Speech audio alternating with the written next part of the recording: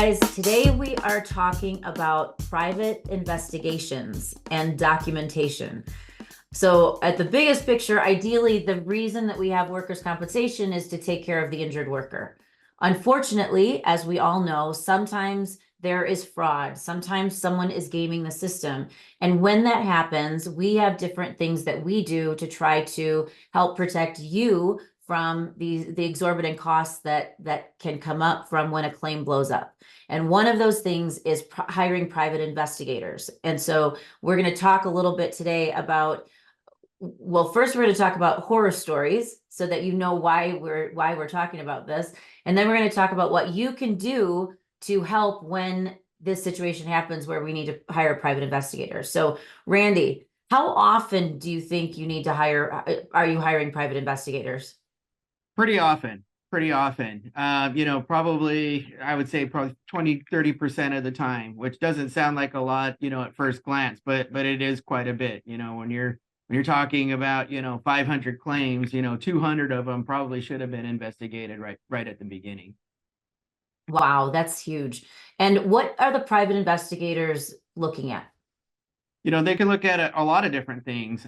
We have AOE, COE investigations, and what that means is arising out of the course of employment. It has to arise from employment, it has to be within the course of employment, the injury that is. And if it's not both, then it's not a compensable injury. So a lot of the investigations are merely to find out, was this person doing something in furtherance of the client's business? Was it in the course of that business? And it has to be, that's a qualifier. It's a very common type of investigation. Then we get into statements sometimes, if we suspect that there may be, motives for secondary gain, maybe something didn't happen, quite as reported, inconsistencies in the story, then we'll want to send an investigator to take statements. And then during the life of the claim, we may do activities checks or surveillance to make sure that the person is acting within their complaints or the restrictions provided by the doctor. And I've talked to a lot of private investigators lately as part of this group, and there's a bunch of red flags even that come up. So, for example, like when we get a new employee that files a claim within the first couple of days of employment, or you've got one restaurant group where all of a sudden one files, and then you get 5 more that files because they're doing like a Me Too thing where the plaintiff's attorney is handing around cards, and there's a bunch of more more red flags that come up. But you have a bunch of horror stories, but tell us one of your horror stories about how it didn't need to become as bad as it did. Yeah, because of something the employer did or didn't do. Yeah. I think really the thing is that as an employer, a lot of times if there's something that needs to be investigated, it comes attached to other issues with that employee. A lot of times, you'll find that an employee might kind of be a problem or has been a problem. They may have filed other injuries. There's things that the employer knows that we don't. And if there's any piece of advice that I can give to our members is, make sure those are clearly articulated to the adjuster when you report the claim. You want to report the claim right away, and you want to get your concerns to the adjuster right away. So that way we can initiate the investigation process immediately and preserve all of that information for later on in the claim. And in this specific situation that you're talking about, they didn't have things recorded. They didn't have things documented. And it even with the private investigator coming in, it blew up far beyond what it should have. It did. So, in this particular case, the employer had some concerns. Unfortunately, this is a file that had already been ongoing, and we came onto the scene very recently. None of that had been documented. And so when the opportunity to, address settlement came up, as the incoming administrator, we were not aware. And so, the employer was very upset, when it came to settling. Make sure, once you've articulated those concerns that they are in the file, that they are being followed up on. I know it's hard to do. I know that we're all very busy, but do a checkup, make sure, reach out to the adjuster. We do answer our phone here. We're very easy to get a hold of. and just as simple as, hey, what's going on with this claim? I have these concerns, and get those periodic updates where something, where you feel something's not right.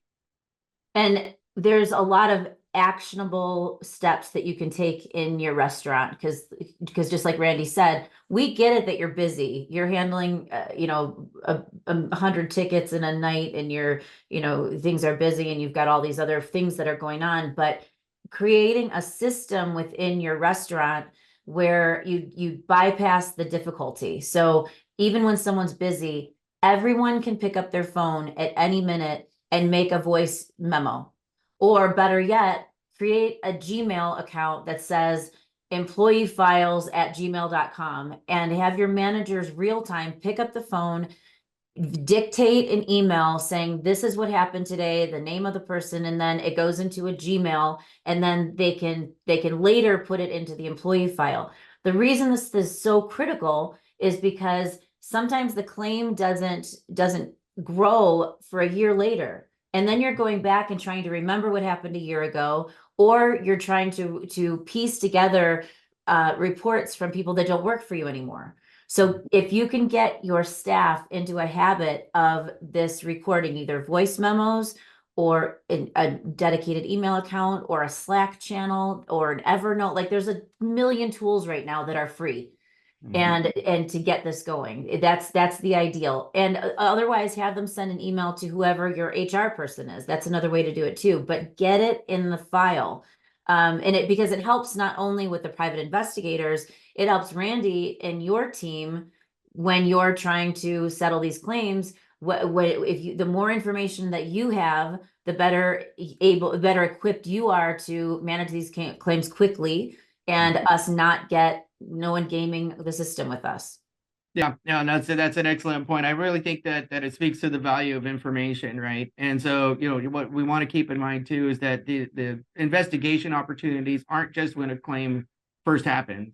Okay, we have an obligation under the insurance code to conduct an unbiased investigation throughout the life of a file to determine if anybody's eligible for benefits, and that's for or against. So, we know that people talk, especially in restaurants, and sometimes you'll end up with, somebody files a claim and then somebody else files a claim, and, it just kind of starts spreading like an epidemic. Well, they're talking to each other. And so what, the member hears, relay that because we will act on it. Even if they've left employment, they still have friends there. You can find out, a little bit about what they're doing. We will follow up on those things, no matter how old the claim may be. The other thing that I want to emphasize that is so different than if you came from a traditional insurance company, or even you weren't doing this with us and you've been with us a long time, is we want to hear from you. We want phone calls.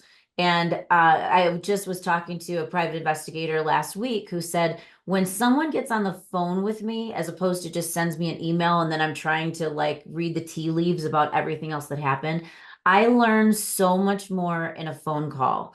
So during this world where all of us just want to text and email and not answer phones, Randy and his team don't let things go to voicemail. They answer the phone. So call them, call the investigator, give as much information as you can, because you're helping us to help you. And this is your group. You are the owner of this group. And we can do so much more for you when you get involved and you pick up the phone and call us. Yeah. Emails are great for documentation. We love them for that reason. But the phone call, the verbal communication is faster, and it's more effective. And it ends up, and we all like to think that we're great writers, but sometimes in an email, we're not giving the full story. And when there's a phone call, Randy might ask something that you didn't think to write in the email. And it's like this aha that completely, breaks open or changes the trajectory of a case. So please pick up the phone with both your adjuster, with Randy, with me. We're all so accessible with your private investigator, and it will make a huge difference on your claims. Randy, any parting thoughts or anything else besides documentation and getting on the phone that you'd like the members to be cognizant of?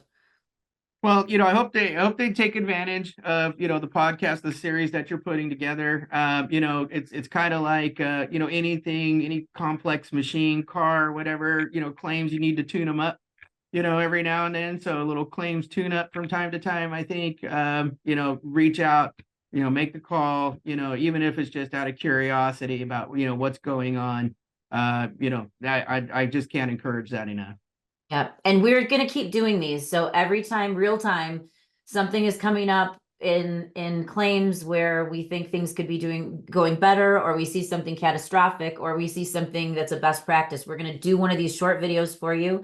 It's gonna go in the library. If there's something that you'd like to see as a resource so that you can share it with your members, just drop me an email, kaya@crmbc.com, and we will create that video for you so that you don't have to create it yourself.